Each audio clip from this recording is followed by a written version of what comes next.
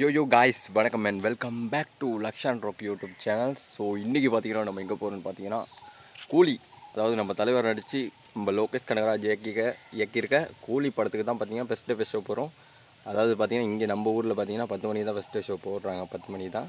So அதை தான் பார்க்க போகிறோம். ஸோ அவளை பைக்கில் தான் போய்கிட்டு இருக்கோம், பார்த்தீங்கன்னா பாதியில் தான் இறங்கி வ்ளாக் பண்ணிக்கிட்டு இருக்கேன். ஸோ வாங்க அங்கே போயிட்டு என்ன நடக்குது, படம் எப்படி இருக்குன்றத பார்க்கலாம்.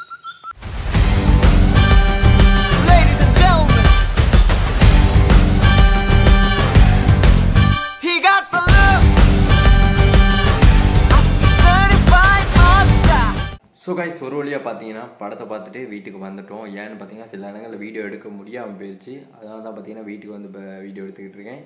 ஸோ போகும்போதே பார்த்தீங்கன்னா லேட்டாகி தான் போனேன். ஏன்னு பார்த்தீங்கன்னா அங்கே போயிட்டு இங்கேருந்து போகும்போது கொஞ்சம் லேட் ஆகிடுச்சு. ஸோ 9:57 மாதிரி அங்கே போயிட்டோம். 10 மணி தான் போனோம். ஆனால் அதுக்கு முதல்ல பார்த்தீங்கன்னா படத்தையும் போட்டாங்க. சரி, வெளியே இருந்து டிக்கெட்டை புக் பண்ண டிக்கெட்டை வாங்குறதுக்கு அவ்வளோ நேரம் என்னென்னமோ செஞ்சுக்கிட்டு இருக்காங்க. டிக்கெட்டை கொடுக்குறதுக்கு என்ன செய்கிறேன்னு ஒன்றும் தெரியல. அவ்வளோ கேந்தி பார்த்தீங்கன்னா போகிறதுக்கு தான் டைட்டில் கார்டும் போய்கிட்டு இருக்க சத்தம் வெளியே விளங்கிட்டு இருக்கு. நானும் செம்ம கேந்தில் காண்டில் என்னடா இப்போ செஞ்சுக்கிட்டு இருக்கானே அப்படின்னு யோசிச்சுக்கிட்டு இருந்தேன். அப்போ பார்த்தீங்கன்னா சடனாக ஒருத்தர் வெளியே வந்து முகத்துமே அப்படி இப்படின்னு சத்தம் போட்டு, என்ன இது சத்தம் மட்டும் வருது, ஸ்க்ரீனில் ஒன்றுத்தையும் காணும், தலைவரை காணும் அப்படி இப்படின்னு போட்டு சண்டையை போட்டு கேமை கேட்டு சரி திரும்ப முதல்லேருந்து போடுங்கன்னு சொன்னாங்க. அப்போ பார்த்தீங்கன்னா முதல்லேருந்து போட்டாங்க. சரி இப்போயாச்சும் டக்குன்னு டிக்கெட் கொடுப்பாங்கன்னு பார்த்தா அப்பவும் கொடுக்கல. பார்த்தீங்கன்னா இந்த தடவையும் பார்த்தீங்கன்னா டைட்டில் கார்டு முடிஞ்சிச்சு. டைட்டில் கார்டு முடிஞ்சு ஒரு வழியாக பார்த்தீங்கன்னா டிக்கெட் வாங்கிட்டு உள்ளுக்கு போயிட்டு உட்காந்துட்டா. படம் ஸ்டார்ட் ஆச்சு. படம் ஸ்டார்ட் ஆகி அப்படியே ஒரு ஹைப்பில் ஏறி போய்கிட்டு இருக்கு. அப்போ பார்த்தீங்கன்னா தலைவர் இன்ட்ரோ வருது. செம்மையாக இருக்குது. ஒரு எப்படி சொல்கிற, ஒரு வித்தியாசமான இன்ட்ரோ. நல்லா இருந்துச்சு பார்க்குறதுக்கு. இப்படி நான் சொல்லியெல்லாம் இதாக்க விரும்பலை, நீங்களே போயிட்டு பாருங்கள், செம்மையாக இருக்கும். ரஜினி சாரை பற்றி சொல்லணும்னா படத்தில் வேறு லெவலில் பண்ணியிருக்காப்புல. அவரோட ஸ்வாகாக இருக்கட்டும், மேனரிசமாக இருக்கட்டும், அந்த ஸ்டைலாக இருக்கட்டும், எல்லாமே பார்த்திங்கன்னா வேறு லெவலில் இருக்குது. அப்புறம் பார்த்திங்கன்னா அவரோட அந்த பழைய ஃப்ளாஷ்பேக் போர்ஷன்ஸ்லாம் வருது பார்த்திங்கன்னா, அதில் பார்த்திங்கன்னா அப்படியே பழைய தலைவர் அப்படியே கொண்டு வந்துருக்காங்க. ஐயோ, அந்த ஃபேஸும் அந்த வாய்ஸ் எஃபெக்ட்லாம் பார்த்திங்கன்னா போட்டிருக்காங்க. அப்படியே ஒரு பழைய ஒரு விண்டேஜ் ரஜினி பேசினா எப்படி இருக்கும் அந்த மாதிரி ஒரு எஃபெக்டை பார்த்திங்கன்னா கொண்டு வந்தாங்க. அது பார்த்திங்கன்னா ஒரு ப்ளஸ்ஸான விஷயம். அது ப்ளஸ்ன்றதை விட ஒரு படம் பார்க்கும்போது ஒரு அன்எக்ஸ்பெக்டடாக ஒரு நடந்த விஷயம்னால அதுக்கு பார்த்திங்கன்னா ஃபேன்ஸ் எல்லாம் கத்தி கூத்தலாட்டம் போட்டாங்க. அந்த சீன் வரப்போ பார்த்திங்கன்னா வேறு லெவல் இருந்துச்சு. அப்புறம் பார்த்திங்கன்னா நம்ம கிங் நாகார்ஜுனா, அவர் பார்த்திங்கன்னா இந்த படத்தில் வில்லன் அவர் தான். பட் அவரை விட பார்த்திங்கன்னா ஸ்கோப் பண்ணது படத்தில் பார்த்திங்கன்னா ஷோபீர்னு தான் சொல்லணும். பார்த்திங்கன்னா அவர் இந்த படத்தில் ஒரு வில்லன் கேரக்டராக தான் வராரு. பட் நாகார்ஜுனா விட அவர் பார்த்திங்கன்னா படத்தில் ஸ்கோப் பண்ணுறது தான் சொல்லணும். அதுக்கு நாகார்ஜுனா மோசமாக அப்படியெல்லாம் சொல்லலை. நாகார்ஜுனாவும் வராப்பில் அந்த லுக் வைஸ் அப்படியே ஒரு அந்த வாயில் வரைய முடியுது. அந்த ஹேர் ஸ்டைலோட பார்த்திங்கன்னா ஒரு ஹேண்ட்ஸமாக இந்த வயசுலேயும் ஒரு ஹேண்ட்ஸமாக வேறு லெவலில் இருக்காப்புல, பார்க்குறதுக்கு நல்லா இருந்தாப்புல. அதோட அவருக்கு போட்ட பிஜிஎம்மாக இருக்கட்டும் எல்லாமே நல்லா இருந்துச்சு. அப்போ பார்த்திங்கன்னா சோபீர், நான் முதல்ல சொன்ன மாதிரி தான். சோபீர் வந்து பார்த்திங்கன்னா அப்படியே நாகார்ஜுனாவும் அப்படியே பார்த்திங்கன்னா ஓல்ட் டைப் பண்ணி முன்னுக்கு வந்து வேறு லெவல் ஒரு ஆக்டிங்கில் பண்ணியிருக்காப்புல. மனுஷன் என்னம்மா நடிக்கிறாப்புல. நம்ம தமிழ் சினிமாவுக்கு எப்படி ஒரு எஸ்ஜே சூர்யாவோ அது மாதிரி அவங்களுக்கு ஒரு ஷோபீர் அப்படின்னு தான் சொல்லணும். அப்புறம் பார்த்திங்கன்னா உபேந்திரா அவர்களும் நடிச்சிருந்தாங்க இந்த படத்தில். அவர் பார்த்திங்கன்னா செகண்ட் ஹாப்பில் தான் பார்த்திங்கன்னா வந்தாப்புல. செகண்ட் ஹாப்பில் ஒரு சின்ன சீன் மாதிரி தான் இருந்துச்சு. ரஜினி சாரோட ஃப்ரெண்டாக இருக்க மாதிரி தான் ஒரு சீன் இருந்துச்சு. அது சின்ன சீனாக இருந்தாலும் நம்ம பார்க்குறதுக்கு நல்லா இருந்துச்சு. செம்மையாக நடிச்சிருந்தாப்புல. அது செம்மையாகவே இருந்துச்சுன்னு தான் சொல்லணும். அப்புறம் பார்த்திங்கன்னா சத்யராஜ் சாருக்கு பார்த்திங்கன்னா அவ்வளோ பெருசாக சீனில். பட் அவரை வச்சு தான் பார்த்திங்கன்னா கதை நகருது. ஸோ அவர் ஒரு மெயின் கேரக்டராக இன்னைக்கு இருக்காப்புல. அப்புறம் பார்த்திங்கன்னா சுதிஹாசனோட எமோஷனல் சைடை பார்த்திங்கன்னா இந்த படத்தில் காட்டியிருக்காங்க. அது கொஞ்சம் பார்க்குறதுக்கு நல்லா இருந்துச்சு. மற்ற படத்தில் சுதிஹாசனை காட்டினதை விட இந்த படத்தில் காட்டினது கொஞ்சம் நல்லா இருந்துச்சுன்னு சொல்லணும். அப்புறம் படத்தில் பார்த்திங்கன்னா நடிச்சிருந்த எல்லாமே நல்லா நடிச்சிருந்தாங்க. அப்புறம் சில இடங்களில் சில லேக்ஸ் இருந்துச்சு தான், இல்லைன்னு சொல்ல முடியாது.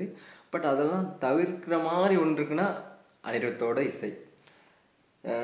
எப்படி சொல்கிறது, மனுஷன் தலைவர் படமாக இருக்கட்டும், தளபதி படமாக இருக்கட்டும், தலை படமாக இருக்கட்டும், யார் படம் வந்தாலும் இந்த மனுஷன் கையில் கொடுத்தா பியானோ கொடுத்துட்டா போதும், பிரித்து வேஞ்சிடாப்புல. அனிருத் ஐயோ என்னங்க சொல்கிறீங்க நீங்கள் நான் போயிட்டு ஒரு சீட்டில் உட்கார முடியாத ஒரு நிலைமை. நீங்கள் நக்கலுக்கு சொல்லுவீங்க, பட் பார்த்தீங்கன்னா சீட்டில் ஒரு உட்கார முடியாத ஒரு ஹைப்பில் இருந்தேன். ஏன்னு பார்த்தீங்கன்னா பிஜிஎம் சும்மா அப்படியே 360 டிகிரியில் கேட்குற மாதிரி அந்த அனிருத்தோட பிஜிஎம் பார்த்தீங்கன்னா ஒரு பெரிய ப்ளஸ்ஸாக இருக்குது இந்த படத்துக்கு தான் சொல்லணும். அவ்வளோ ஒரு செம்மையான பிஜிஎம் போட்டிருக்காப்புல. அதுவும் பார்த்தீங்கன்னா அந்த மொபிஸ்டாவா அப்படின்னு ஒரு பாட்டு வரும், ஒல்ல இல்லை ஒல்ல இல்லை அந்த பாட்டு நமக்கு வரல. அந்த பாட்டு பார்த்தீங்கன்னா வார இடம் இருக்க பார்த்தீங்க அப்படியே கூஸ் பம்ப்ஸ், அப்படியே பார்த்தீங்கன்னா நம்ம கையில் முட்டி எல்லாம் செலுத்து போயிடுச்சு. நான் அப்பயும் பார்த்த கையெடுத்து இப்படி பார்க்குறேன், என்னடா அது இப்படி அப்படி. ஏன்னு பார்த்தீங்கன்னா தலைவரோட அந்த மேனரிசமும் அனிருத்தோட பிஜிஎம்மும் பார்த்தீங்கன்னா அன்றைக்கி ஒரு ஒரு மேஜிக் பண்ணுதுங்க. அது செம்மையாக இருக்குது. அனிருத்தை பற்றி சொன்னால் இந்த படத்தோட பெரிய பேக் போன் பார்த்தீங்கன்னா அனிருத் தான். அனிருத் இல்லாமல் இந்த படத்தை பார்த்தீங்கன்னா என்ன சொல்கிறது, சில பல குறைகள் இருக்குதுன்னு நான் சொல்லலை, அந்த குறையெல்லாம் தெரியாத மாதிரி பண்ணுறதே அனிருத்தோட இசை தான். அது தான் பெரிய ப்ளஸ்ஸு, வேறு லெவல் அனிருத்து. அப்புறம் பார்த்தீங்கன்னா நம்ம டிரெக்டர் லோகேஷ் கனகராஜ், என் தலைவன். என்னடா தலைவன்லாம் சொல்கிறேன் அப்படின்னு கேட்காங்க. இந்த மனுஷனை பிடிக்குங்க, செம்ம இதுக்கு பிடிக்குங்க. ஏன்னு பார்த்தீங்கன்னா என்னன்னு தெரில, மற்ற டிரெக்டர்ஸை விட லோகேஷ் கனகராஜுக்கு ஒரு ஃபேன் பேஸ் அதிகமாகவே இருக்குன்னு தான் சொல்லணும். அதாவது பார்த்தீங்கன்னா வெற்றிமாறனுக்கு எப்படி ஃபேன்ஸ் இருக்காங்களோ அது மாதிரி பார்த்தீங்கன்னா லோகேஷ் கனகராஜுக்கு ஒரு குரூப் ஆஃப் ஃபேன்ஸ் இருக்காங்க, அதில் நானும் ஒருத்தன். ஸோ தலைவன் சொன்ன மாதிரி படத்தை கொடுத்தாப்லையா இல்லையான்னு நீங்கள் தெரிஞ்சுக்கணுன்னா நீங்கள் படத்தை பார்க்கணும். ஏன்னு பார்த்தீங்கன்னா நான் படம் பார்த்து முடிஞ்ச பிறகு பார்த்தீங்கன்னா ட்விட்டருக்குள்ளே போனேன், நிறைய பேர் நிறைய விஷயம் ஷேர் பண்ணியிருந்தாங்க, படம் பிடிக்கல அப்படி இப்படி இப்படின்னு. என்னை பொறுத்த வரைக்கும் படம் பிடிச்சா இல்லைன்னு கேட்டு பார்த்தீங்கன்னா எனக்கு பிடிச்சிருந்துச்சி, ரொம்ப பிடிச்சிருந்துச்சி. படம் எனக்கு அட்ராக்டிவாக இருந்துச்சு, செம்மையாக இருந்துச்சுன்னு தான் சொல்லணும். அது ஒவ்வொருத்தவங்க மைண்ட் செட்டை பொறுத்து. ஸோ அவங்களுக்கு நல்லா இருக்குது நல்லா இல்லைன்னு சொல்கிறது அவங்கவுங்க விருப்பம். பட் என்னை பொறுத்த வரைக்கும் இது என்னோட ஒப்பீனியன், படம் செம்மையாக இருந்துச்சு, நல்லா இருந்துச்சு, வேறு லெவலில் இருந்துச்சுன்னு தான் சொல்லணும். எப்பவும் போல தான் லோகேஷ் கனகராஜ் தன்னோட வேலையை சரியாக செஞ்சுருக்காப்புல, வேறு லெவலில் பண்ணியிருக்காப்புல. இன்னும் நிறைய படம் பண்ணுவாப்புல, அதுக்கும் வாழ்த்துக்கள். வேறு லெவல் லோகேஷ் ப்ளஸ் அனி ஆல்வேஸ் என்ன சொல்கிறது பிளாக் பஸ்டர் காம்போ தான் சொல்லணும். அப்புறம் பார்த்தீங்கன்னா இந்த படத்தில் முக்கியமான 2 பேரை பற்றி நம்ம கேட்கணும். அது யாருன்னு பார்த்தீங்கன்னா பூஜா ஹெடே அவங்கள தான். அப்படி பார்த்தீங்கன்னா இந்த மோனிகா சாங், மோனிகா அந்த சாங் பார்த்தீங்கன்னா கண்ணுக்கு குளிர்ச்சியாகவும் பார்க்க கவர்ச்சியாகவும் பார்த்தீங்கன்னா நல்லா இருந்துச்சு. அதில் பார்த்தீங்கன்னா அப்படியே அந்த ஸ்டெப்பெல்லாம் வேறு லெவலில் அப்படியே பூஜா ஹெட் பார்த்தீங்கன்னா போட்டு தாக்கியிருப்பாங்கள.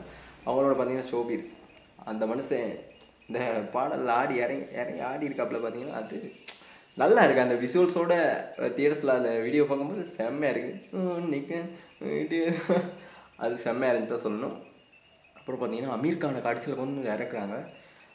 அமீர் கான் வேணும்னு கொஞ்சம் நுழைச்ச மாதிரி தான் எனக்கு ஃபீல் ஆச்சு, எனக்கு அது தோணுச்சு அப்படி. பட் அமீர் கானோட ரோல் பார்த்தீங்கன்னா இட்ஸ் ஓகே, நல்லா இருக்காப்புல. லுக் வைஸ் பார்த்தீங்கன்னா வேறு லெவல், அப்படியே அந்த டெட்டுவெல்லாம் அடிச்சுக்கிற மாதிரி காட்டி அப்படியே அந்த மீசையெல்லாம் சொல்லுவேன் வேறு லெவல் பெருசாக வச்சு ஒரு மாஸ் லுக்கில் கட்டக்கல்சனோட பார்த்தீங்கன்னா இறக்கி விட்ருக்காங்க.